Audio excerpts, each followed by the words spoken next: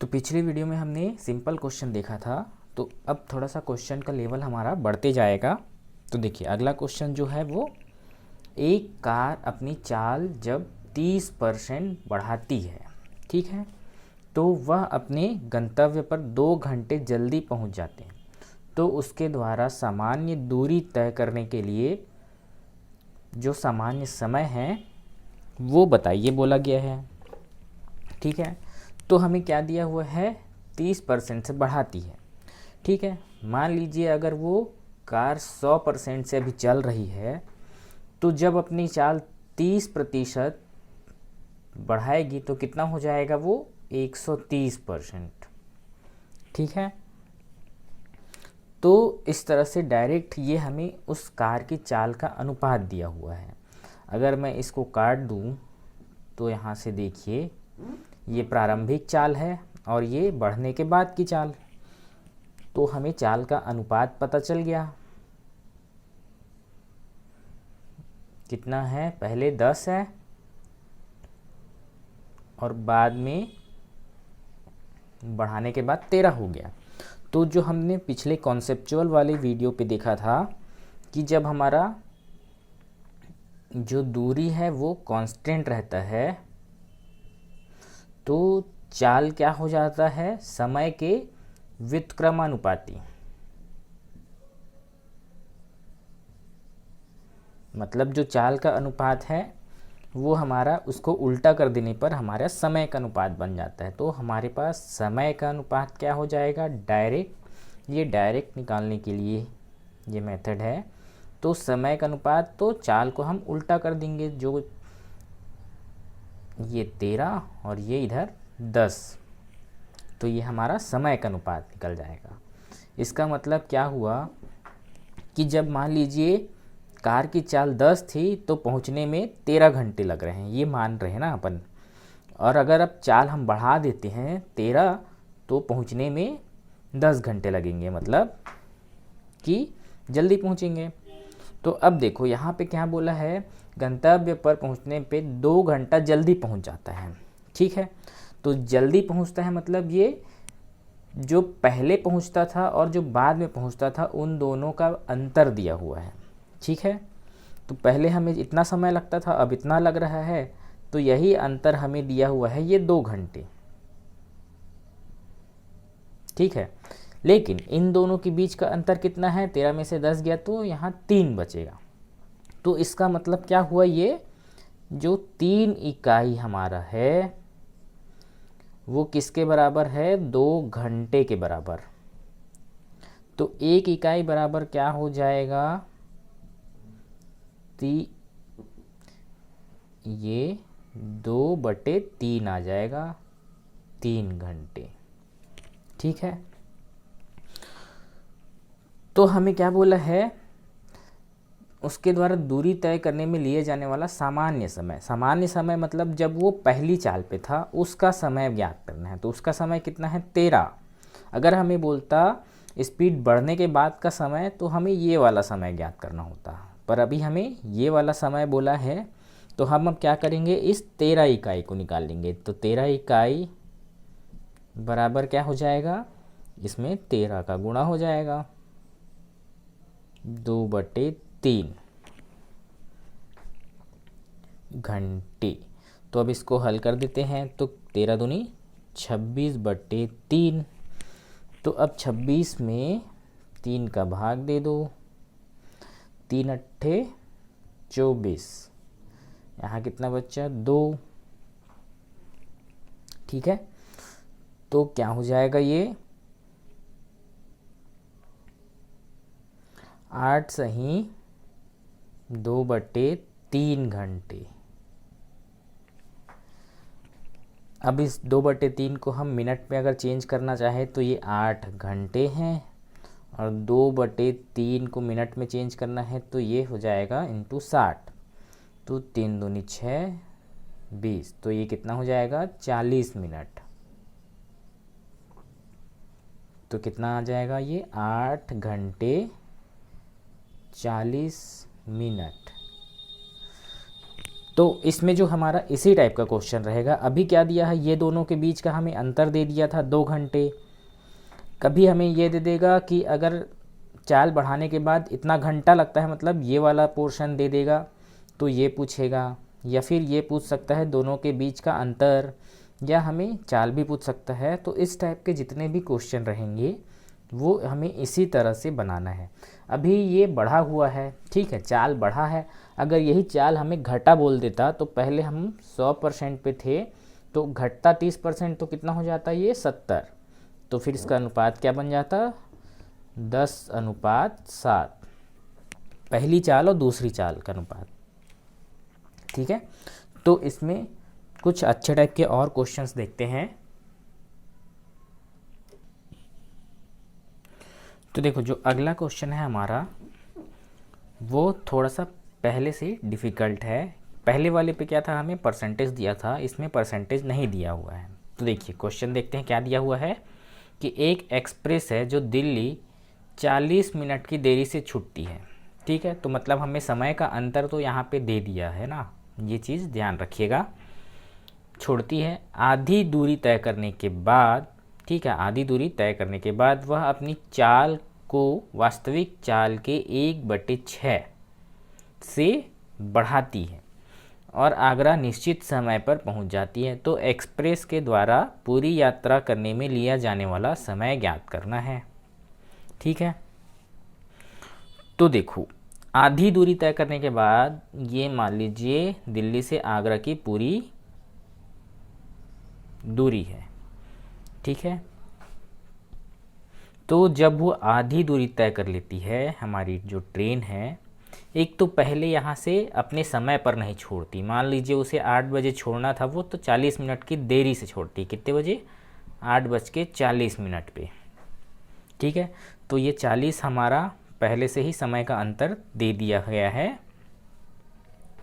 तो देखो, अब आधी दूरी तय करने के पश्चात यहाँ से वो अपनी स्पीड बढ़ाती है कितनी, 1/6 से। ठीक है, तो इसका मतलब क्या है कि हम इसका मानते हैं कि ये अनुपात बनाना है ना हमें। तो ये 6 इधर की स्पीड थी, अब यहाँ से 1 बढ़ाएगा तो इन 6 को इस पे जोड़ देंगे, तो यहाँ से हमारा हो जाएगा 7।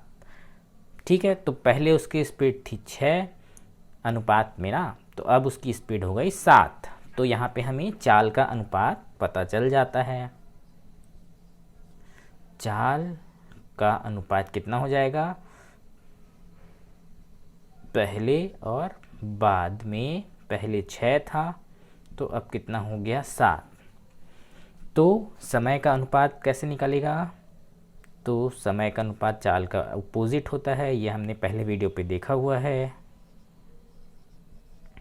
तो यहाँ 7 और ये 6। अब दोनों के बीच का अंतर कितना है, 40 मिनट, और यहाँ इन दोनों के बीच का अंतर कितना है, 1। तो 1 इकाई बराबर हमारा यहाँ पे सीधा सीधा मिल गया। 1 इकाई बराबर है 40 मिनट। तो हमसे क्या पूछा है, पूरी दूरी तय करने में लिया जाने वाला समय। ठीक है,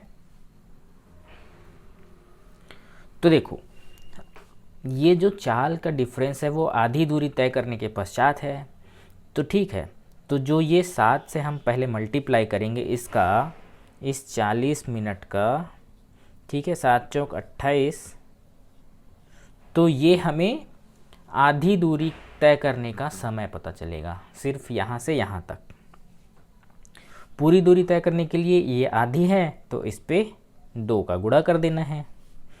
तो 28 दूनी 56, 560 मिनट। अब ये अगर घंटे पे दिया हुआ है तो मिनट को घंटों पे चेंज कर लीजिए, नहीं दिया है तो ये हमारा आंसर है। ठीक है, तो इस तरह से इसका ये क्वेश्चन बहुत ही जल्दी सॉल्व हो जाता है। चलिए अगला क्वेश्चन देखते हैं।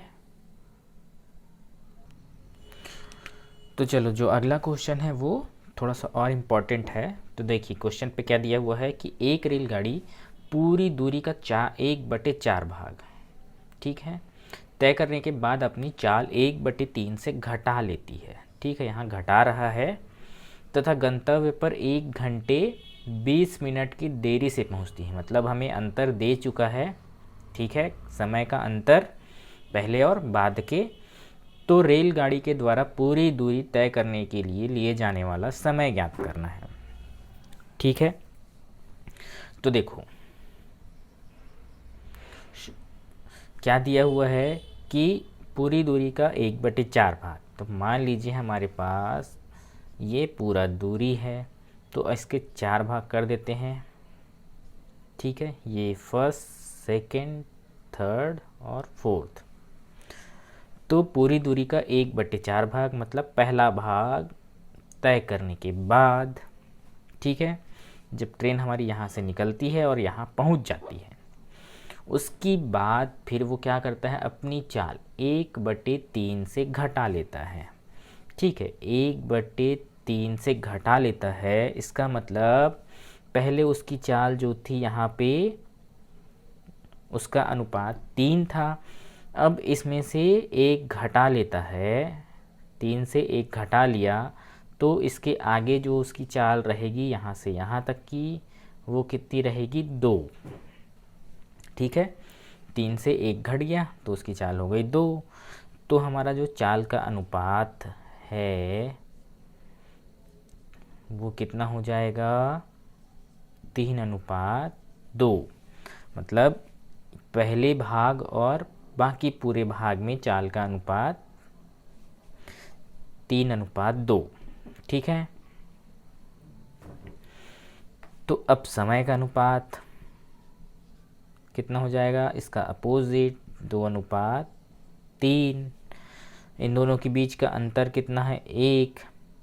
और हमें मेन समय का अंतर दिया हुआ है 1 घंटा 20 मिनट, तो ये 1 इकाई बराबर हो जाएगा 1 घंटे 20 मिनट। अब इसको टोटल मिनट पे चेंज करूँ तो 1 घंटा बराबर होता है 60 मिनट। 60 और 20 को जोड़ दिया जाए तो ये हो जाएगा 80 मिनट टोटल, ठीक है। तो हमें पूरी दूरी तय करने के लिए लिया जाने वाला समय ज्ञात करना है। तो अभी जो हम समय निकालेंगे तो वो समय हमारा सिर्फ यहाँ से यहाँ तक की दूरी तय करने में जो समय लगेगा वो निकलेगा ना, तो वो हम इससे मल्टीप्लाई करेंगे तब निकलेगा, ठीक है। तो इस 2 से इस 80 का मल्टीप्लाई कर देते हैं, गुणा करने पर कितना आ जाएगा, ये 8 दूनी 16, 160 मिनट। तो जो ये 160 मिनट निकला है वो हमारा यहाँ से यहाँ तक, ठीक है, की दूरी तय करने पे लिया जाने वाला समय है। अब देखो इसको मैं मिटाता हूँ, यहाँ से यहाँ तक कितना है, 1/4 भाग। तो हमारा जो यहाँ से यहाँ तक है ये कितना होगा, तो ये होगा 3/4 भाग। तो इस 3/4 भाग को ही तय करने में हमें ये 160 मिनट का समय लगता है, ठीक है। तो यहाँ मैं लिख देता हूँ 3/4 भाग की दूरी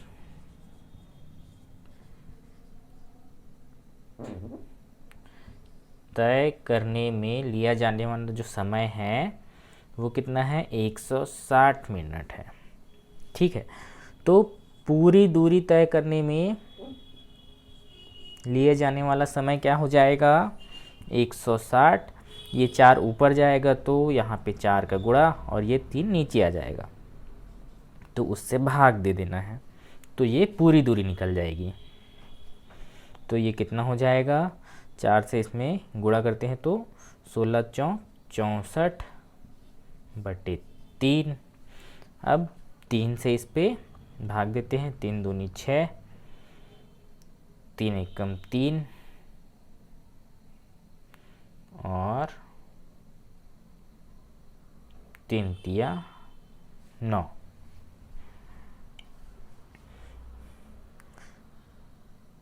तो कितना बचेगा, शेष 1 बचेगा। तो हम इसे ऐसे नहीं करते, 640 भागित 3 कर देते हैं, तो तो 3 दूनी 6,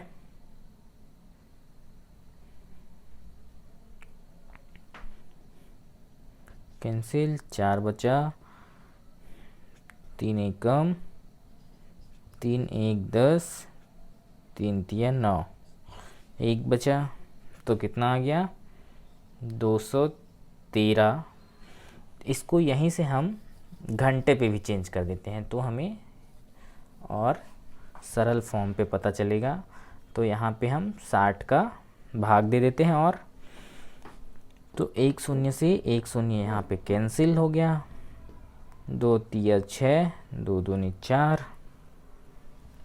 अब 16 दूनी 32, तो 32 बटे यहाँ 3 तिया 9 आ गया। ठीक है, तो 32 में 9 का भाग देंगे तो कितना आ जाएगा, 9 दूनी 18, 9 तिया 27, 7 5 12, तो कितना आ गया 3 सही 5 बटे 9 घंटे, इतना लगा। अब इस 3 घंटे इस 5 बटे 9 को मिनट पे चेंज कर देते हैं। तो मिनट में चेंज करने के लिए 60 का मल्टीप्लाई, 3 तिया 9, 3 दूनी 6, 20, 3 छंग 18,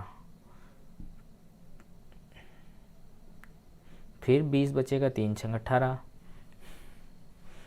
तो ये कितना हो जाएगा, तो 6 पंचे 30 मिनट 30 सेकेंड, इसलिए इसको हम इसमें ही रहने देते हैं।